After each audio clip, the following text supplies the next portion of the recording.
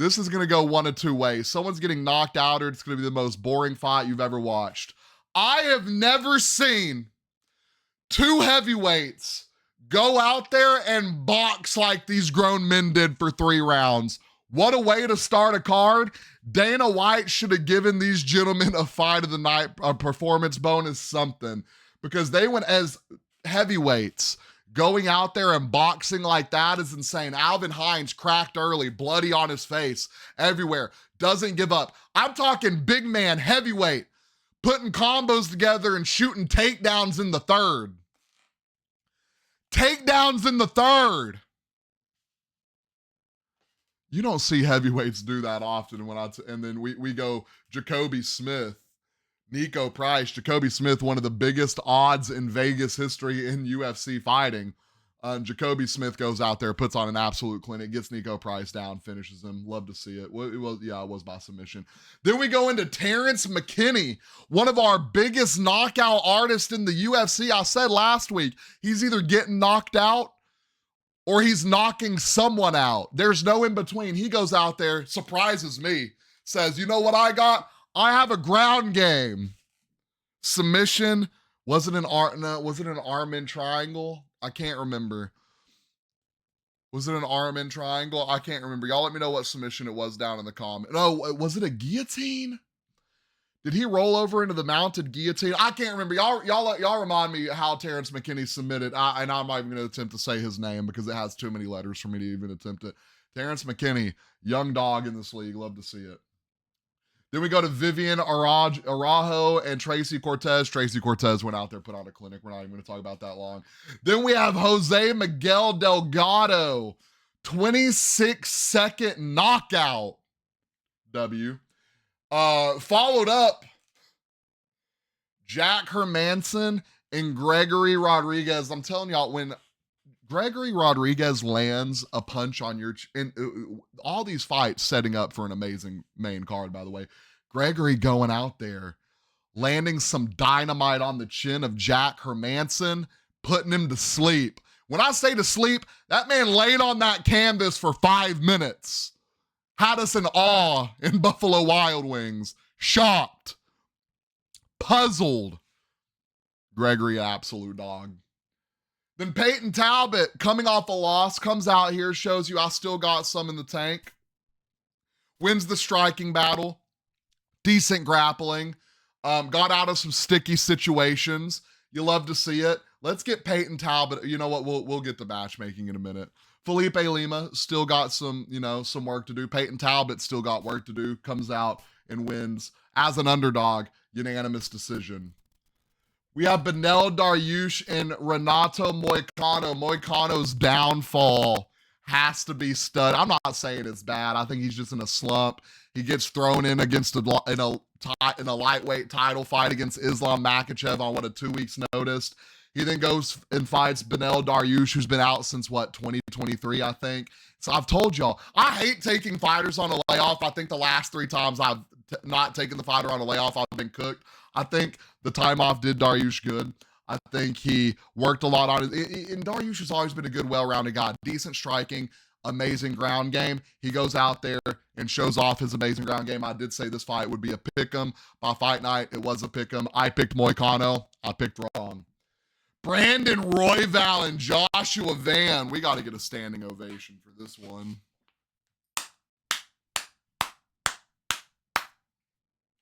I mean, that one deserves a standing ovation because, Lord have mercy. I think the most significant... Joshua Van has the most significant strikes landed in a fight in UFC history. 3 rounds, by the way. Brandon Royval's number 2. If that shows you what this fight is. This fight was so impressive. This man, Dana, and y'all know Dana hate giving money out. Lord have mercy, Dana hates paying people. He said he's paying Brandon Royval his win money. His win money. He lost and he's paying him his win money, and probably, I'm sure they got a performance bonus, fight of the night bonus. Joshua Van. We already know what's next for him. Brandon Royval? Question mark. We'll get into that. On to our co-main event of the evening, we have Alexandre Pantoja taking on Kai Kara France. And everyone thought Kai Kara France had a chance in this fight. One, I'm going to let you know, I think Pantoja might be the best flyweight of all time. No disrespect to Demetrius Johnson. Love DJ. Absolutely amazing. The guys he fought, it's, you know, he has so many title defenses. It's hard to put Pantoja over him, but I think I'll say Pantoja's getting up there and has potential to be the best flyweight of all time. DJ's still up there. Pantoja goes out here and shows you why there's levels to this. Y'all thought his game planning is spectacular. Everyone, including myself, thought, you know, they were going to go out there and box. Alexandre Pantoja said, why would I go out there and box the guy who has some of the most power in his hands in the league? I'm going to take him down and submit him. That's exactly what he did. Pantoja with B2A. Ilia Topuria. Ilia Topuria is an Avengers level threat, ladies and gentlemen. This man is collecting legends like he's collecting Infinity Stones for the Infinity Gauntlet. He did Volk the same way he did Charles. He did Max the same way he did Charles. And what's crazy is I think people underestimate Ilia Topuria's power because Max looked surprised when he got sparked. Charles looked surprised when he got sparked. Volk looked surprised when he got sparked. Ilia is cheating. He's not even juicing. He might not even be juicing. It's just cheating. The power he has. And what's crazy is when you watch him throw these punches, one of the best boxers in the UFC, because when he throws his punches, you can just study his body and it's the power all the way through his body, just his rotation, his movement, and you know and it's just how fluid it is, how much he's practiced it, how fluid his movement is.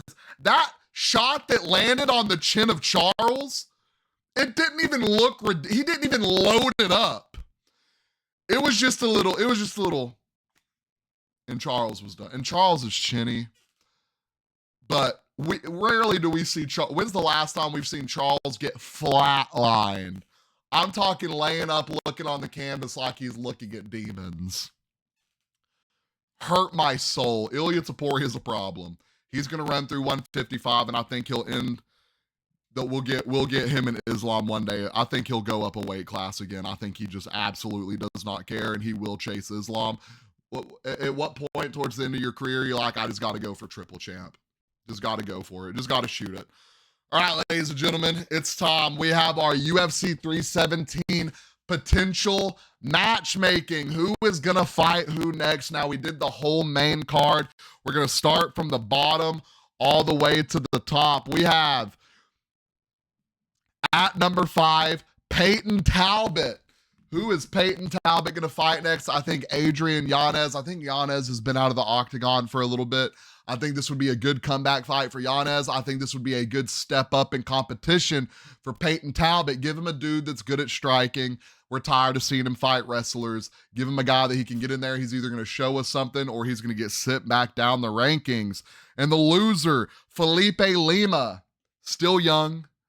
Still got a lot of potential. Give him Cody Garbrandt. I think Lima and Garbrandt would be a very interesting matchup. At number 4, Beneil Dariush. This one was a little interesting to do. I think Beneil Dariush versus Grant Dawson is the one you make. Now, I thought Grant Dawson had a fight coming up, allegedly. It's been canceled. I was saying Dariush. My sleeper, I think you do Dariush against Dan Hooker. I don't know if Dariush that high. I think him and Dan Hooker would be a great fight to watch. I just don't know. There's a lot going on at the top of the lightweight division right now. I'm not sure where Dan Hooker fits into all of it. There is a spot he could fit into. I just don't know if it's going to happen yet. And the loser, Moicano, falling down the rankings, probably going to be 13, 14, 15, something like that after that loss. A guy I think needs to take a step up, and I think the timing could work out. I think he's about to fight August 2nd, something like that. I think it's time Chase Hooper sees a guy with a number next to his name, and I think Moicano would be a great guy to put him against. Decent on the ground. Chase Hooper could win that. really good striking. Chase Hooper striking has got a lot better, I think. Who did I say? Renato Macano, Chase Hooper. Book it. At number 3, we have, obviously, Van versus Pantoja. They've already confirmed that. Brandon Royval was saying after a win he was going to move up a weight class. I think that is going to be put on hold. I think he's still at the top of the division. I think you make Brandon Royval and the winner of Steve Airseg and Alex Perez. I think you make the winner of that. I think that's a good matchup. You win that one, then you can move up. I just think he doesn't have interest in the weight cut anymore. I think you have a lot more leverage moving up a weight class, coming off a win, than you do off a loss. At number 2, again, Pantoja versus Van. What's next for Kai Kara France? I think you give him Manel Cape. I think Cape was supposed to fight here soon. I think he would wait to fight Kai Kara. That would be a banger. Kai Kara France, Manel Cape. A lot on the line for Kai Kara France. You win that, you're still up there with another potential title shot. You're going to have to get another win after that one, just because the way you got submitted. You're going to have to show something. I think that would keep him at the top of the rankings. I think it would propel Manel.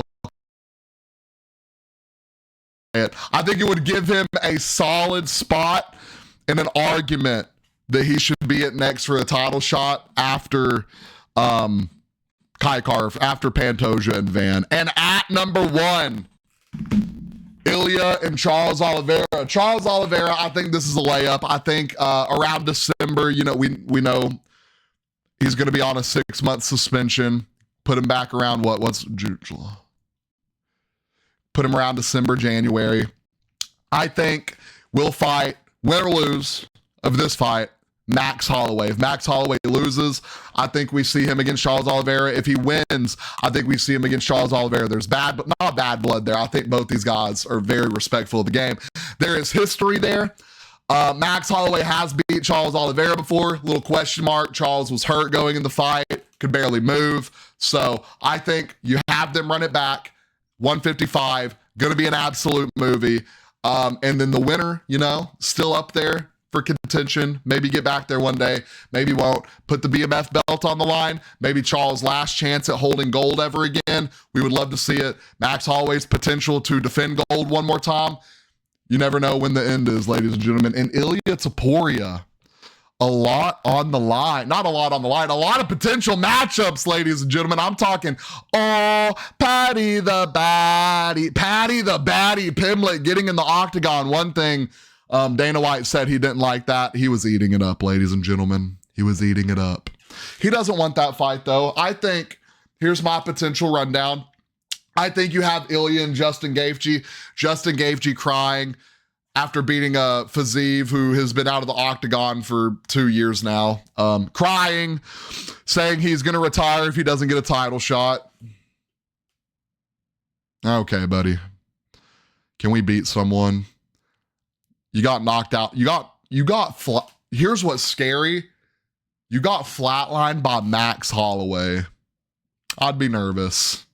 After what I just saw Ilia did, I would be nervous. But I do think Justin Gaethje has some of the best potential in the division to go out there and win this fight just because he's got the power in his hands. There's a lot of potential there. Maybe he could spark Ilia before Ilia sparked him. I think you make Ilia Topuria, Justin Gaethje. I think you make Patty Pimlet, Arman Saryukin for a title contender shot. Winner of that will fight Ilia. I think you could do Ilia Gaethje in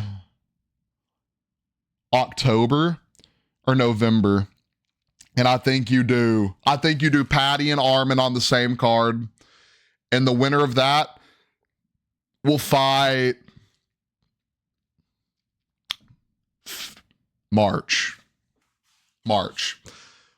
in Spain. Ooh, March in Spain. I think that'll be a Spain fight right there. I think they're going to figure out how to get it in Spain. I think we're going to see Ilia Topuria, Justin Gaethje, then the winner of Arman Saryukin, and Patty the Baddie Pimlet. Ladies and gentlemen, that concludes our slate of topics this week. I appreciate each and every one of you for listening. What I need you to do down in the comments, comment your favorite team, comment your favorite UFC fighter, and comment your favorite segment of today. We will be back, as always, next Monday with a whole new slate. I hope y'all have an absolute amazing week. Go out there and put in that work, ladies and gentlemen. Until next Monday, I love each and every one of you, and we will see you then.